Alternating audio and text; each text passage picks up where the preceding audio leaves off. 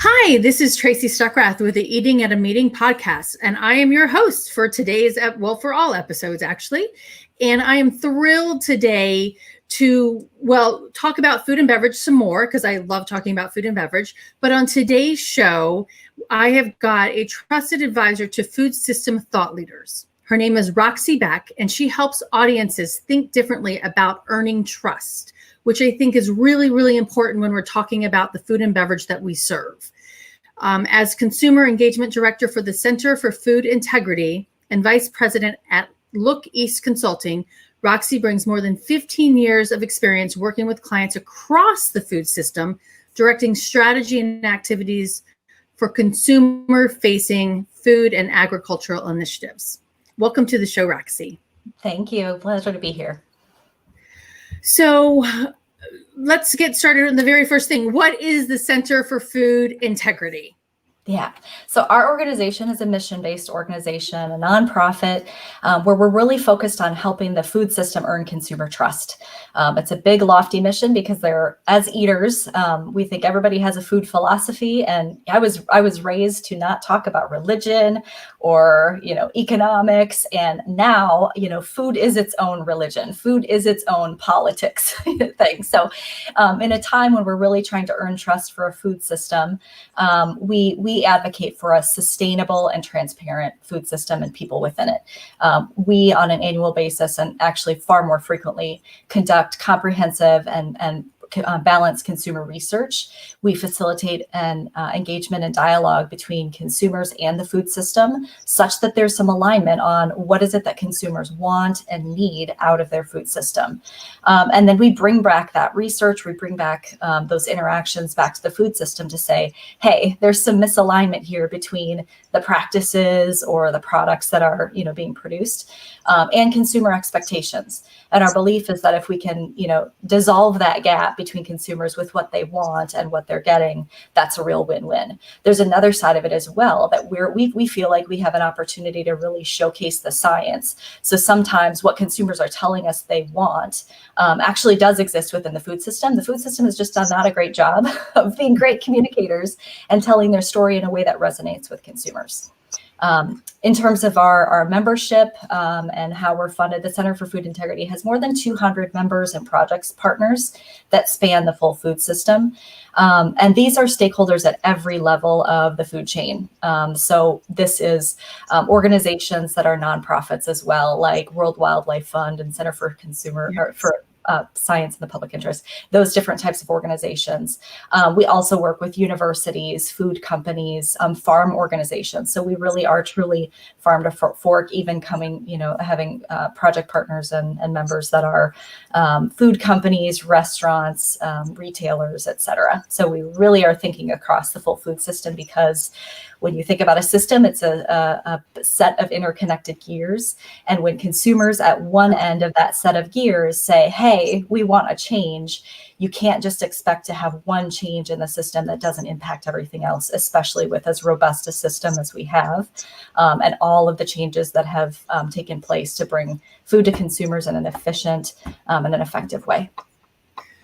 There are so many spokes that I want to go off with what you just said. Yes.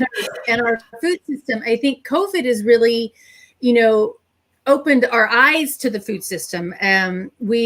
I was talking earlier this year, with Aiden Riley, and he and his buddy, they're college kids, and they started the Farm Link project when they saw all the farmers retailing their crops into the ground and throwing milk away. And it's like, how do I get this food directly to food banks?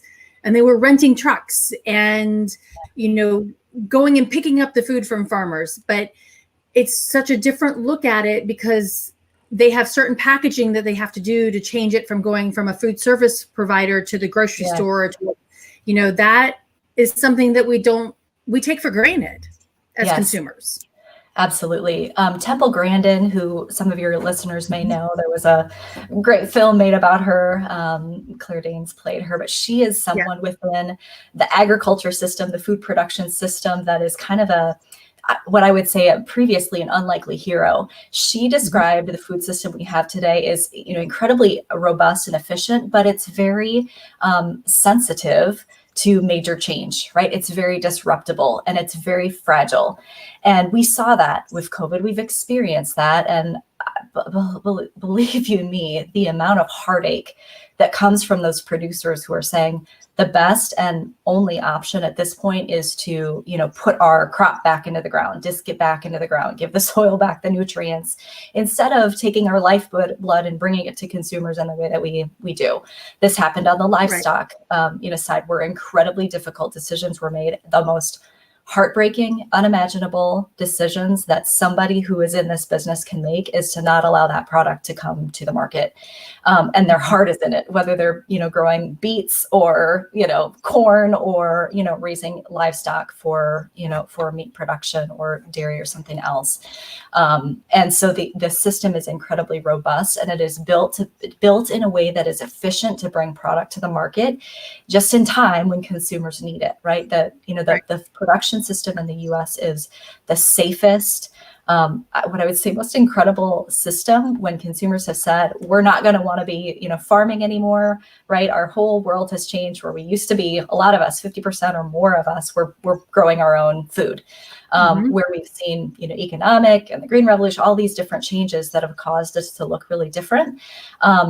Now the system is so much, it has a different level of productivity, but with that comes risk when something like a global pandemic, never seen before in this sort of way, the systems that we have, the amount of disruption is not only incredible, but it's heartbreaking. It really is on so many fronts. Because I mean, as in the meetings industry, one of my first things when I saw those stories was, okay, I work in an industry that has large kitchens, large ballrooms, tons of employees that could bring that food to convention centers and hotels and, cook it and can it and serve it. And, and I talked to one company and their cold storage thing, and they're like, well, we need 21 tons of food to be even viable for it to be.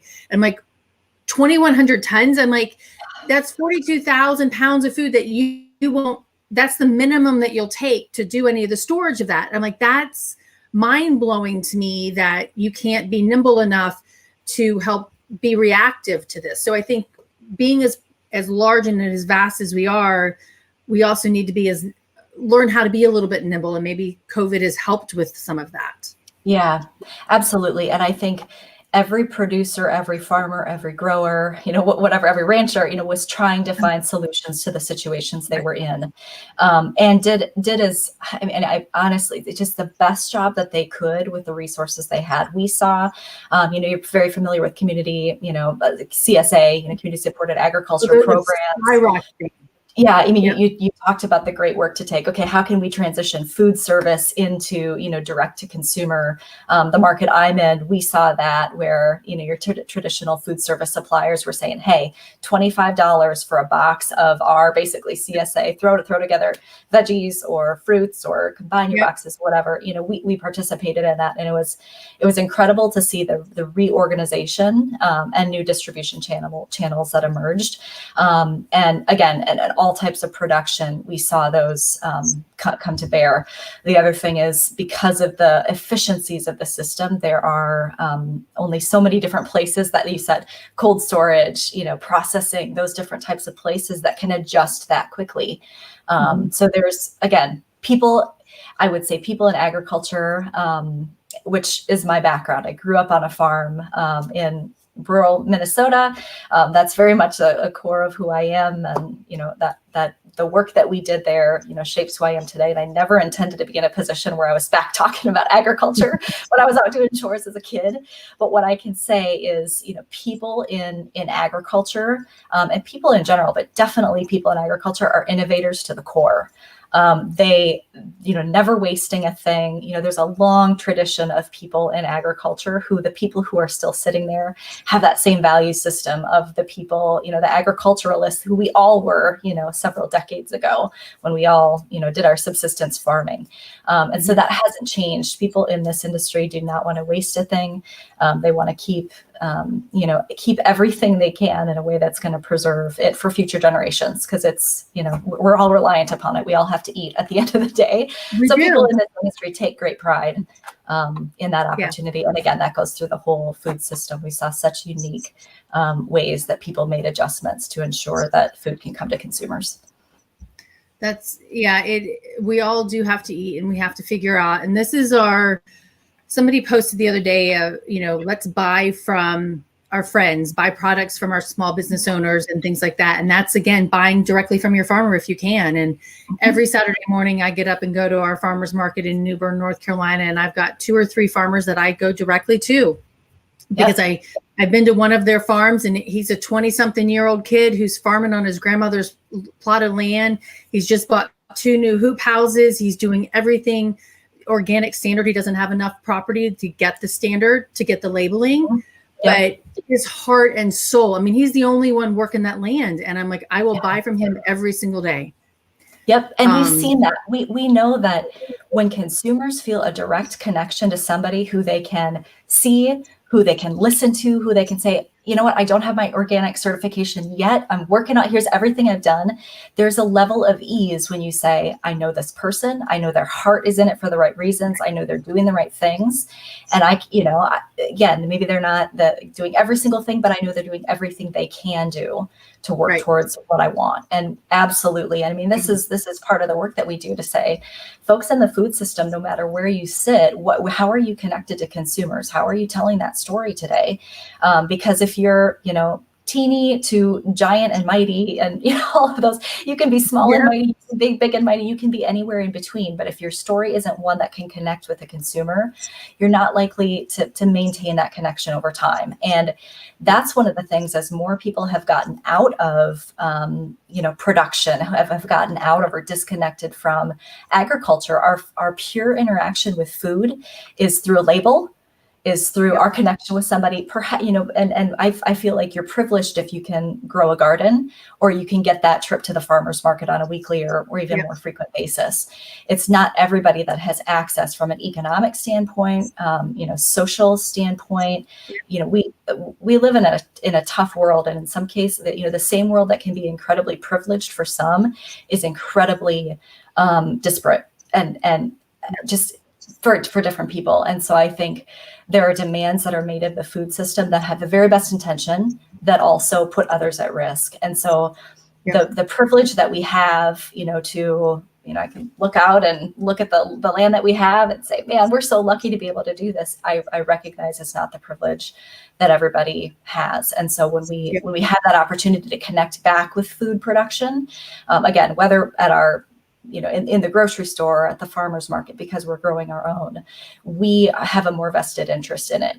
When you're just in a simple position to have to try to interpret a label, you don't know a food scientist, you haven't talked to an animal behaviorist, all these different people whose real life job has, they've invested, they've put their life's work into careers within the food system. If you don't know those people, all you have to make judgments on are the food labels that we see, or these, what we experience on a day-to-day basis. And those case studies of one are incredibly important and impactful in shaping how we choose food moving forward. Well, and you and I were talking about before we went on air is that you're, arguing with the selection of one. You said it's the choice of one. I mean, somebody who's got a dietary restriction, or, whether it's a medical need or it's a religious-based practice, you're not going to be able to change that perspective of them, especially when they're sitting down for a meal. And if you're a food service provider, you're an event planner, you're a restaurant, you're a chef at a restaurant, right? The way you communicate and the information that you provide, and you said at the very beginning, is being transparent about what you're doing, is so important to make them become your fan and become and feel safe and say, hey, Roxi did this great meal for me and I trust her. And going back to that relationship that you have with that person who's growing or making or serving. And it goes down to servers as well. I mean, you go to an event at a convention center, you want what? You have had such unique guests that really talk about, to the ends of the earth, they are vested in making sure that everybody's unique allergy, need, preference, et cetera, has been served in a way that caters to that person. And that's the beauty. I mean, when we talk about a safe and inclusive and a sustainable food, experience, to me, it's one thing that, and again, I sit in a position where I'm connected to people who've dedicated their life to this stuff, whether the stuff is allergen, toxicology or food science or whatever, where, the lens that they're viewing this through is, what does the mass look like, and how can we develop and make sure that we're making decisions that are going to impact, positively most people. And then we have things like labels that tell us, okay, when are allergens present, et cetera.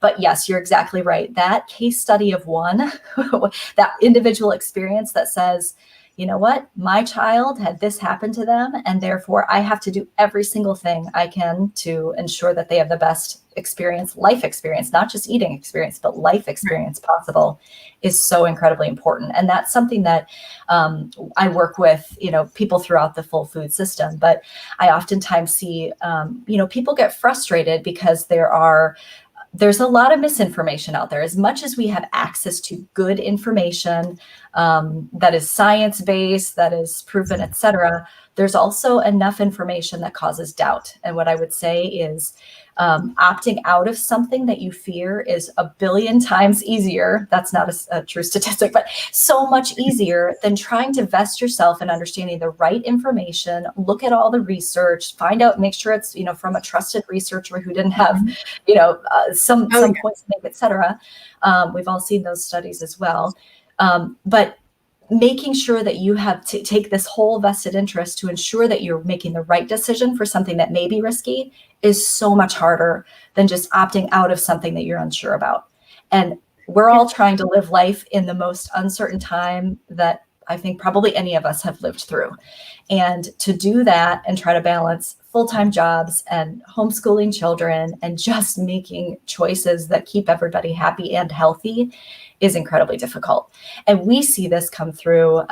We do lots of different methodologies for the research, but several years ago, we were doing research with a group of people who had expressed some concern about GMOs in food. And this is a place where labeling, public opinion, scientific opinion, there's a lot of clash going on here.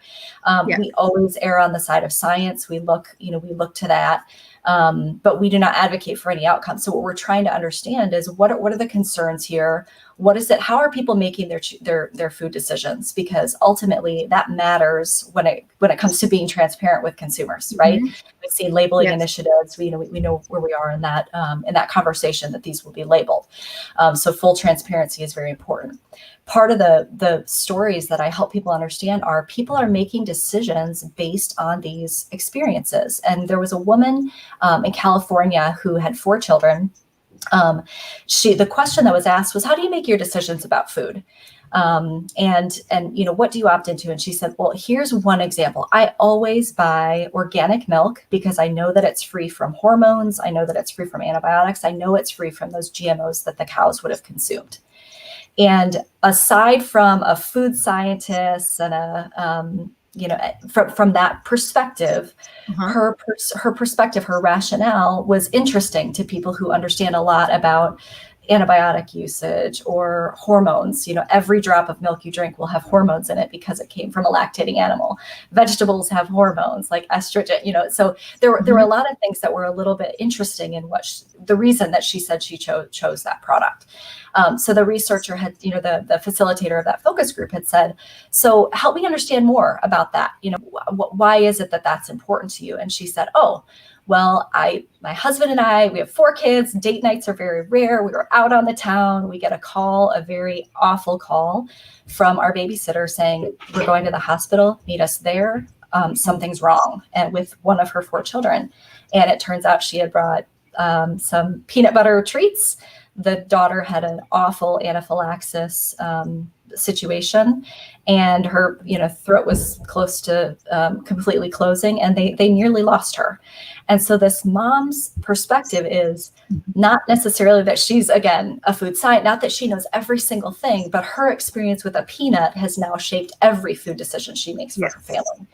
And so I tell that story because in the food system, it's easy to say, oh, you don't know what you're opting into, or you don't understand why you've opted out of something, because peanut butter has nothing to do with milk. And, all these other topics that we hear about and absolutely should be paying attention to.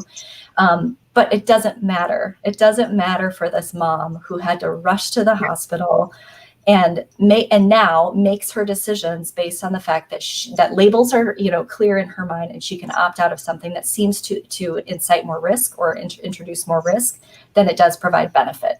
So that's a way that, consumers are trying to manage perceived risk and benefits of the food that they're choosing.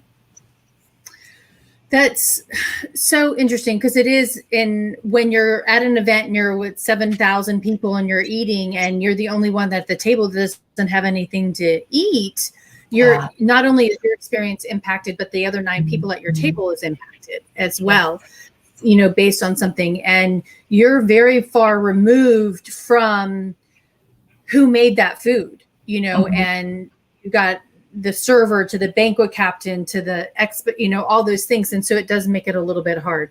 All right. I want to jump to a little bit different topic on current consumer expectations and trends that you're seeing. I watched a couple of the videos online of where you ask people, and I posted one of these questions on my Eating at a Meeting Facebook group is, do you trust do you trust labels, food labels? Yeah. And it was interesting to get some of those perspectives, but watching those videos, as well as, some people were like, yeah, I totally trust them. And then other people are like, no, I don't trust them. And a couple of years ago, 2009, I heard Marion Nestle speak, Food Politics. And the one quote that I remember from that is that, the manufacturers sued the FDA in I think it was the 80s for freedom of speech, so that they could put whatever they wanted on the box. And that the only place that they really need to be truthful is the little white nutrition box on the side. So, but that's a whole nother conversation. But, what are consumers' expectations now with the food system based on the research in CFI?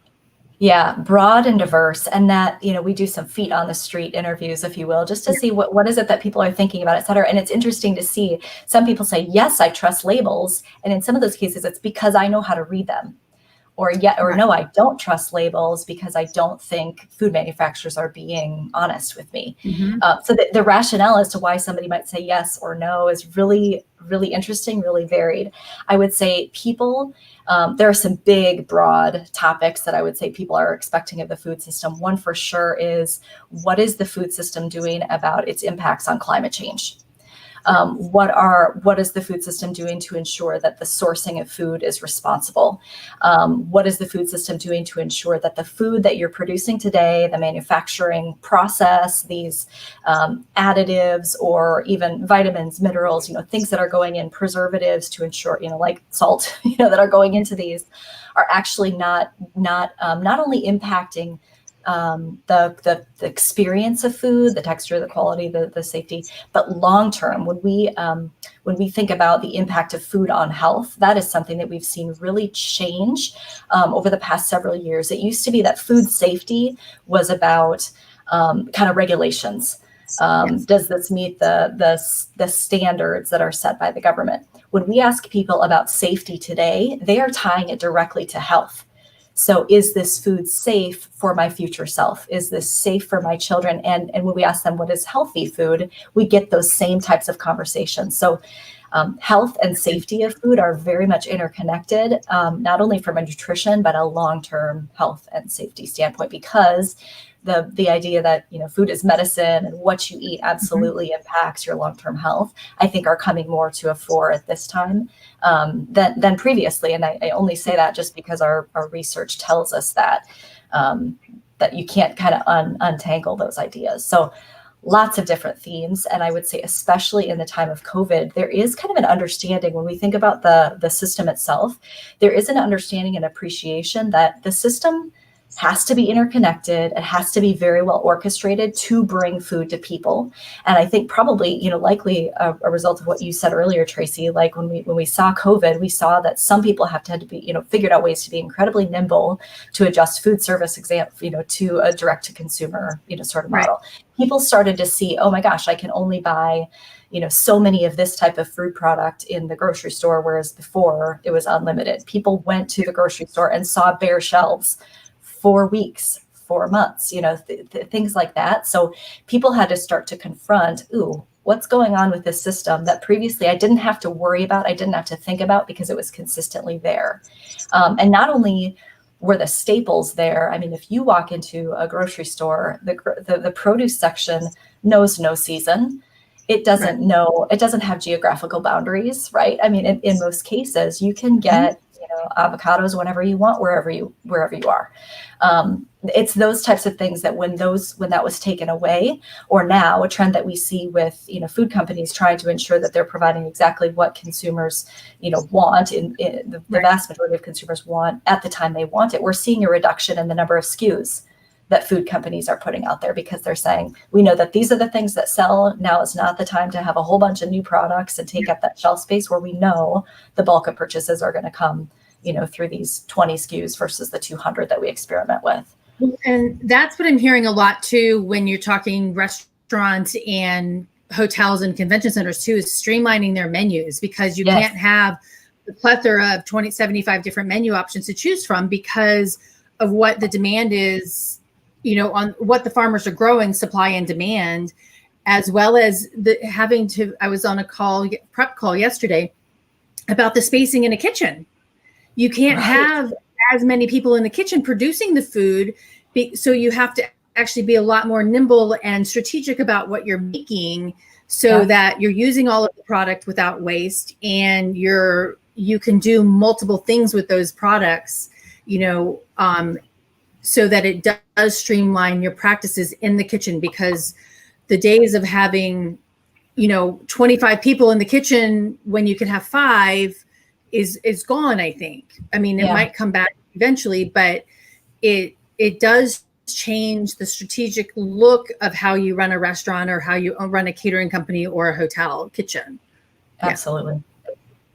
So one of the questions that I asked you was, do you have an example of a situation that negatively affected you and or other individuals or groups' food and beverage experience? And I really liked your answer about it is your pet peeve.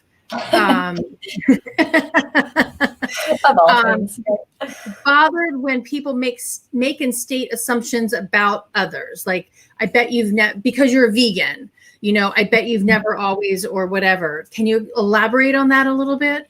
Yeah. And a lot of this some of it is directed at me, but a lot of it is what I hear about other people. And we work, again, across the food system. We also work with consumers. We've definitely done, there's so many people that are vested in telling their stories through a blog or, other sort of online, they're in that position. So they want to come out, they want to get to know their food, whether it's, at the farm gate, in a production facility, whatever. And even there on the receiving end of, because you're this type of a blogger, A, B, C, D, E, F, G, So that is an area where I'm like, this definitely shapes my experience, not because I'm really lucky and that I don't have, allergies. I don't have those types of issues that cause me to have a quick, reaction or an experience like that. But it's when people start talking about food. And so, yes, people say, because you work in a situation like this, I bet you're pro, name the thing that they think is bad, right? Because you work with the food industry. And those assumptions are so rarely correct. I just feel a great, and maybe this sounds odd, but I feel a great amount of ease when people involve me in conversations about the scariest thing they've heard about food lately, because I know people who sit in the seats, who make decisions, who dedicated their life and their study and their focus to ensuring that food is safe. And yes, there are so many different examples of situations where food hasn't been safe. And luckily, we have great tracking mechanisms. We have and the other is we have alternate options for people who say, I don't believe option A is safe, and therefore there are other options. When I think about, the expansion of, for example, gluten-free products over the last decade-ish, 15 years-ish. When I think about if you had celiac, a decade ago, let me say this. I've worked with a dietitian who heads up a major university's food science and human nutrition department. And she said, can we just start with the fact that it is a risk to eat? Like, we have risks in our life every single day, walking on a sidewalk, putting yourself in a car, all those things, there's a certain level of risk, but eating is a risk because food, can be risky to different people just because there are intolerances or there are, allergies or there are whatever, so it's like, I think that's such a funny thing to think about because, again, we have the safest food supply out of any place in the world. So I don't think about food as being inherently risky, but perhaps that's because I'm connected to people who do this day in and day out. I know them. I know their intent. I know they've got a great heart and a great vision of success for the industry. And so, again, maybe that's why I don't have a couple experiences that it's like, that's my knee jerk. This was just such a terrible eating experience. It's more about those conversations I'm in, and, we're misguided, information or, an experience has made people say, we have to feel this way about this thing. And I think food is an interesting, I said, everybody's got their food philosophy, and food is religion, food is politics, food is all economics, but I think food is an easy thing because of our interaction, multiple times a day. If we are, privileged, blessed, we have the opportunity to choose food that we think is right for us, based on certain restrictions. And because of that interaction and because it's something we put in our body, I think food is something that's really easy to blame. And it's the food, and we hear this a lot. Food industry is doing this to us. And in lots of cases, I'd love to say the food industry made me eat that Oreo or whatever, it's easy to say they did this to me, but we have choice too. And just as much as we have choice about what we put in or out of our bodies, the food system has employed choice for people to say, I'm all GMO free, I'm all organic, I'm no peanut, right? So what I think is really good about the food system is that it has ebbed and flowed in a way that's giving choice to people where they absolutely, it's not just a want, it's a need. And so I think there are great examples of companies who said it's our entire mission to serve this population that has these incredibly important needs. While there are others who say, people still want Oreos, so let's, let's provide that. Yeah, exactly. And that's where you have to be inclusive. And I, even talking with COVID and going back to meetings, I'm like, you're going to get somebody who's not going to want to come to your meeting. They're going to stay at home because they don't want to travel. Then you're going to be the person who wants to be there, wants the social aspect of the meeting, but they're going to have their PPE on and want you to stay 6 feet away from them. And then there's the person that's going to take off their mask and kiss you, right? Yes. And we have to be inclusive in that experience, but we also have to be inclusive in what we're serving in that. And, not like one restaurant chef would not give me a hamburger without a bun on it because it messed up his line. And I'm like, really? I'm like, save yourself the $5 hamburger bun that I know you're paying that much for. He's like, nope, it's messing up my line. I'm like, okay, there's a way for you to change your system in the back. And I even actually, the waitress had to get permission to give me my salad dressing on the side. I'm like that just doesn't make sense. But going back to your pet peeve there for a second, this was probably 6 or 7 years ago, but I posted something about doing a class talking about, hey, this is food allergies, this is celiac disease. And somebody commented on my thing is like, celiac, just made some derogatory remark about gluten-free, and went and looked, and she worked for the Wheat Association. And I said, I'm not saying that wheat is bad. I'm saying that even people who come to your wheat conference may be celiac, yes, or can't have it. So even if they work in it, if you have celiac, it only affects you for majority of I haven't heard anybody that affects it otherwise, but eating it, right? So you still have to provide something for them to eat, even though that you're at their conference, yes, they may be the farmer that grows it. but they may also be celiac. So yes. Yeah. And that's, that's a place where disparaging, or I mean, call it bullying. Here's the thing. There are plenty of consumers to go around. And this is what I try, again, help, know your consumer.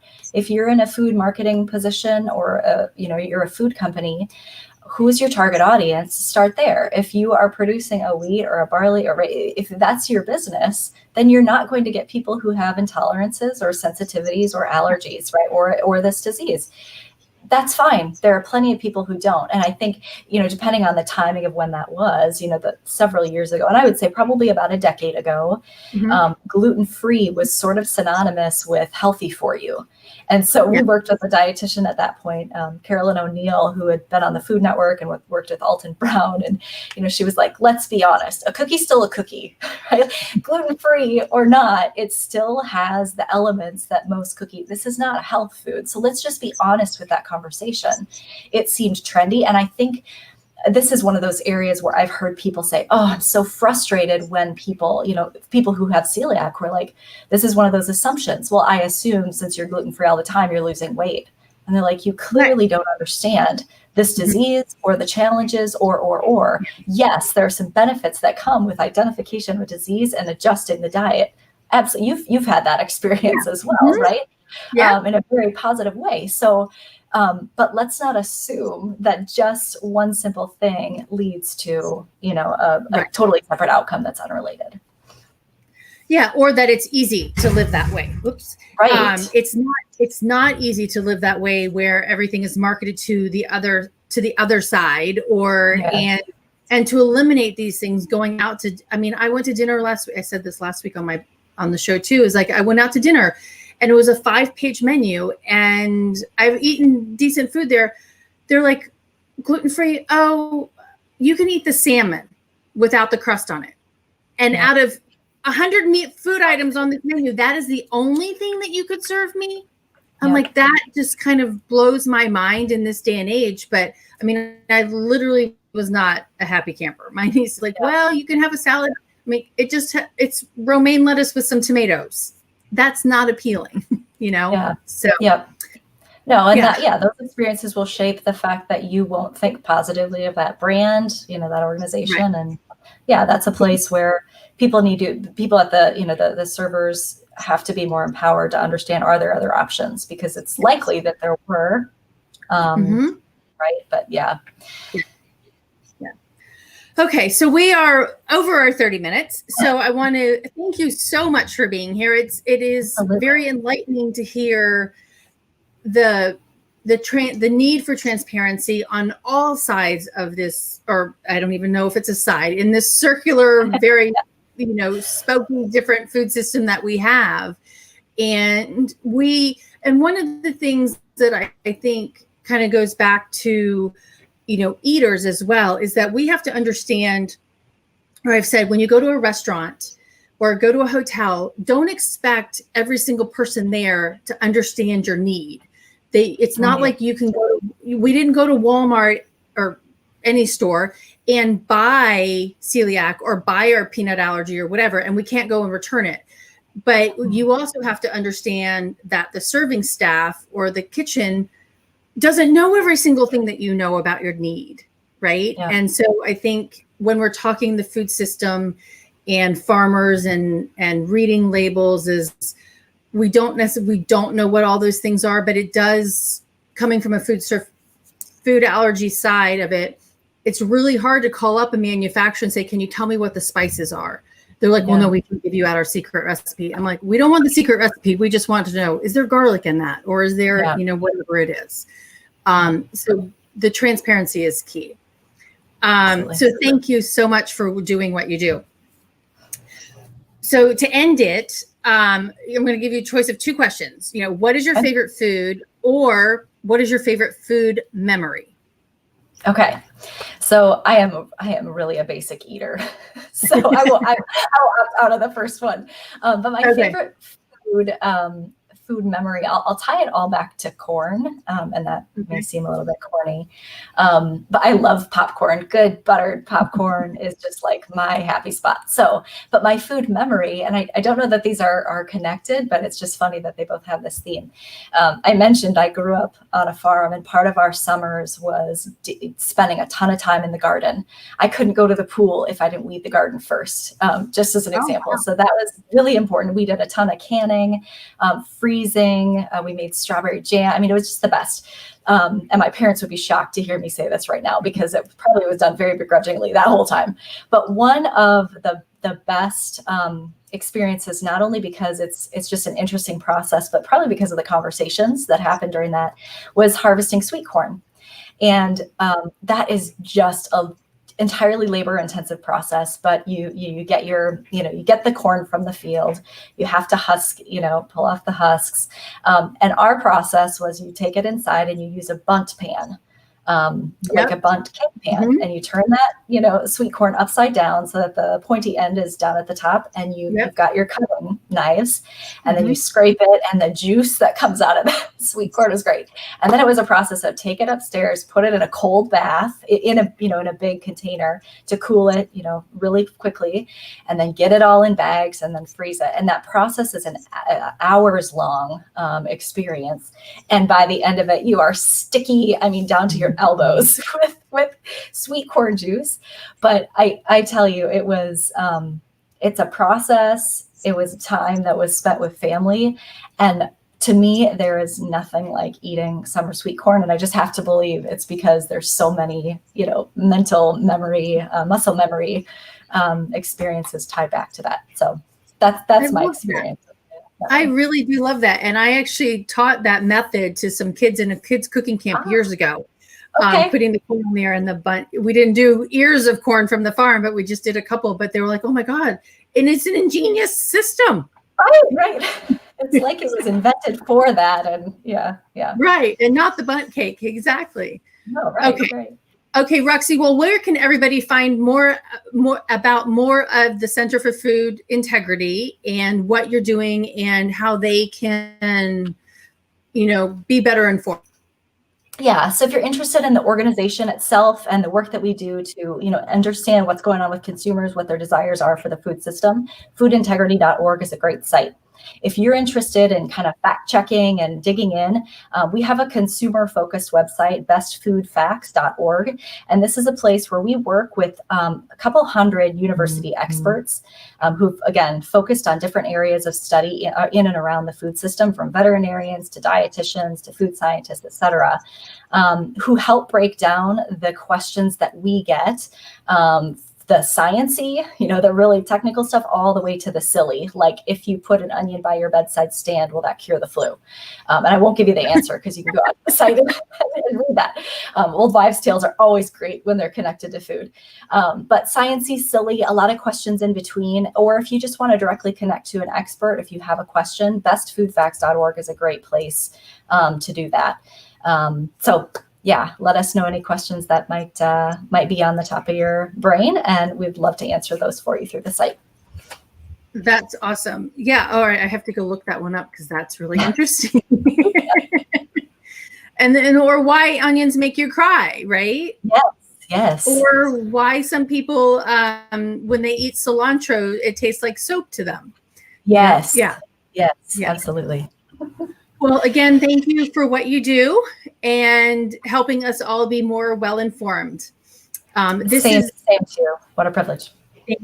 Thank you, Roxi. So this has been the Eating at a Meeting live cast, and we talk all things food and beverage, from the farmers all the way to the eaters and everyone in between.